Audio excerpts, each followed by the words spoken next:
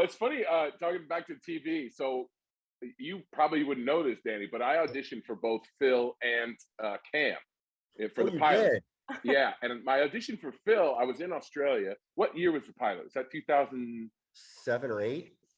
Okay, No, so maybe this 8. was before everything is self tape right now. You can see my Yeah, yeah, yeah. whole living room is set up with lights in the background. Yeah. But I was in Australia, so I recorded that audition with my niece, who was like maybe 11 at the time, and I had to sing that song from High School Musical. Yeah, we're all in I'd it never heard. together. Exactly. So she was very embarrassed by me. Was trying to teach me this song, and we, for whatever reason, I had this. The only time in my life I had like bleached my hair, because I've been blonde, and then I get older and it was less blonde, and I was like, oh, that's what I'm gonna do, and it was terrible. So that audition tape somewhere lives, and it is atrocious. But then I auditioned for Cam, and I had a very interesting revelation as an actor. This is, I've been doing this for a while. Yeah. But I auditioned for Cam, and I came in for the casting director, Jeff. whose name? Thank you, Jeff.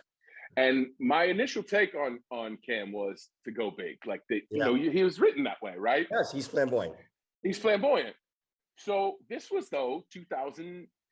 Actually, I was thinking about it. It's 2008 or 9. So now. Okay, yeah. It was not today where you guys are trailblazers, right? I mean, it was a big deal that have the gay characters on. So I went in with this big plan to kind of go big and and I went in, and right before I started, I looked at Jeff and I was like, and Jeff's a gay man. And I was like, I'm going to offend him by doing what I'm going to do. And so I toned it all down, and it was terrible. And then I saw Eric, and Eric and I used to see each other. I'm not kidding you, like 4 times a day.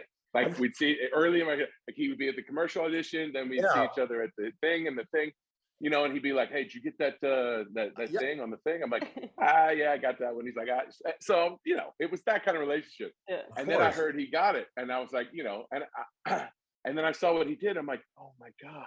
Yeah.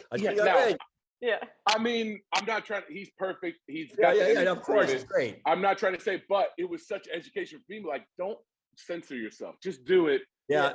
Go with your gut, do your thing. And so I never made that mistake again. Yeah, I think that's important. I mean, it's almost like I would rather somebody make the wrong choice than make no choice. Right. You know what I mean? Because you can't really know, and no one knows what they want early on. I mean, when I was there for the pilot, but there was a lot of talk about playing that character a little smaller than Eric had decided, and I talked to Eric about it. It's like, because he basically, they brought him back 4 times. He had lost that role 3 times. Oh, and wow. then the 4th time.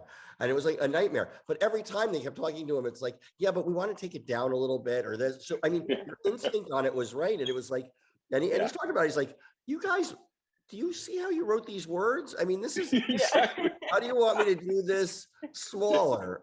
Yeah. And oh my God. and because people are a lot of times in that scenario, you want to show them what they want, especially in a pilot.